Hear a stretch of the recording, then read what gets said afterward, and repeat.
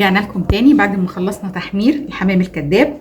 زي ما انتم شايفين كده انا بحب اللون الذهبي دوت يبقى في التحمير. السلام عليكم ورحمه الله وبركاته حبايبي، ازيكم عاملين ايه؟ اهلا بيكم في حلقه جديده ووصفه جديده. وصفتنا النهارده سهله جدا وبسيطه ومش مكلفه شويه يعني، بس احسن من الحمام الاصلي. هنعمل النهارده حمام الكذاب، حاجه بسيطه جدا وسهله، وصفته كمان سهله.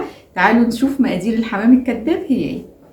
مقادير بقى الحمام الكذاب بتاعنا سهله جدا. انا عندي وراك، هتروحي طبعا لبتاع الفراخ هتقولوا له عايزه الحمام الكذاب، هو هيعمله لك وهيخلي لك الوراك.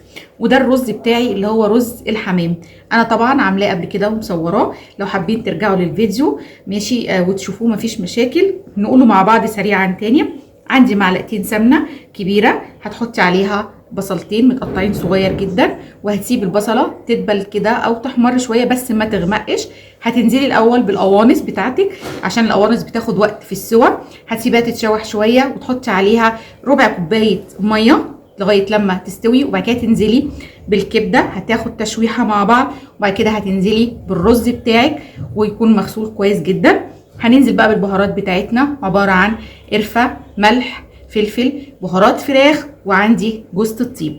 ده بالنسبه هياخد طبعا تشويحه كده بسيطه، وتسيبيه يتشمع كده على النار بتاع 10 دقايق لغايه لما تحسي ان هو بدا يخش في السوا.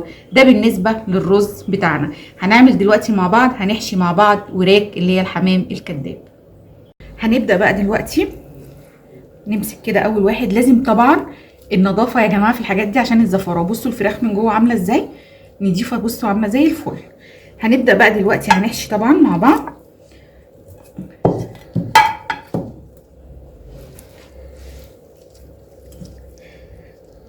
بسم الله الرحمن الرحيم. الحتة ديت اللي هي اللي جوه اللي عند العظمة اللي تحت دي هندخل فيها الرز لجوه كده بالمنظر ده كده.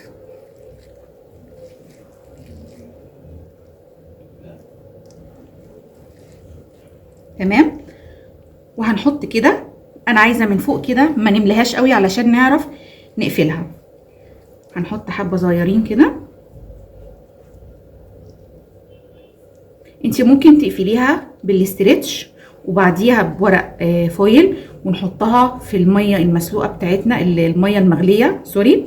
تمام. لكن انا هقفلها بالتوز بيك، هي اسرع طبعا في الوقت، بس لو انت حابه تلفيها كويس جدا بالاسترتش وتقفليها وتحطيها في الميه ديت طبعا اللي ترجع لك يعني اللي انت حباه. انا دلوقتي زي ما انتم شايفين انا حطيت الرز بتاعي من جوه وحبه صغيرين كده من فوق عشان اعرف اتحكم فيها واقفلها بالتوز بيك كويس جدا. هلمها كده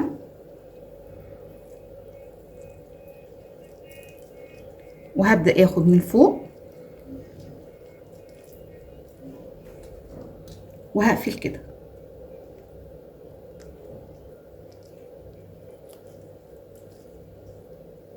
هنمشي بقى ونقفلها كده داير ما يدور كلها.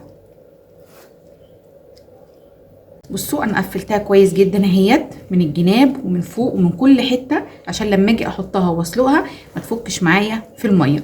بصوا بقت عامله ازاي زي الحمامه كده بالظبط. انا طبعا هخلص الكميه دي بقى بتاعتي ونرجع مع بعض تاني لكم تاني بعد ما الكميه بتاعتنا خلصت بالمنظر ده كده. تمام. بصوا عامله ازاي مقفله كويس جدا. طبعا التوز بيك ده بيتشال بعد ما بنحمر يعني بنشيله على التقديم. وجبنا دلوقتي عندي الحله بتاعتي حاطه فيها طبعا ميه والورق لورا وحبهان وتوابل فراخ وعندي بصل، وسبتهم يغلوا شويه كده.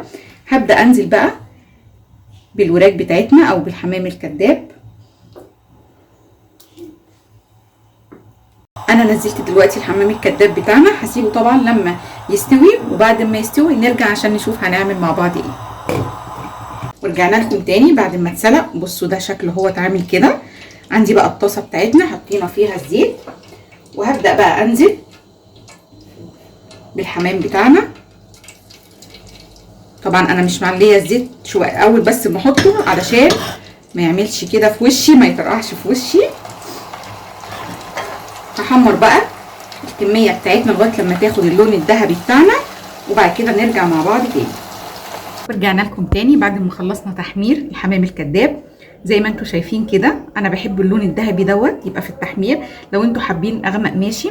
وعندي طبعا الرز بتاع الحشو، طبعا اللي هو الرز بالخلطه. جنبه حابين انتوا بقى بطاطس محمره، ده طبعا اللي يرجع لكم. وده كان شكله هو الجميل ازاي. يا رب تكون وصفتنا النهارده عجبتكم وتجربوها ان شاء الله وتعجبكم. ما تنسوش تفعيل زر الجرس وسبسكرايب عشان كل جديد يوصل لكم. واشوفكم حلقه جديده ووصفه جديده.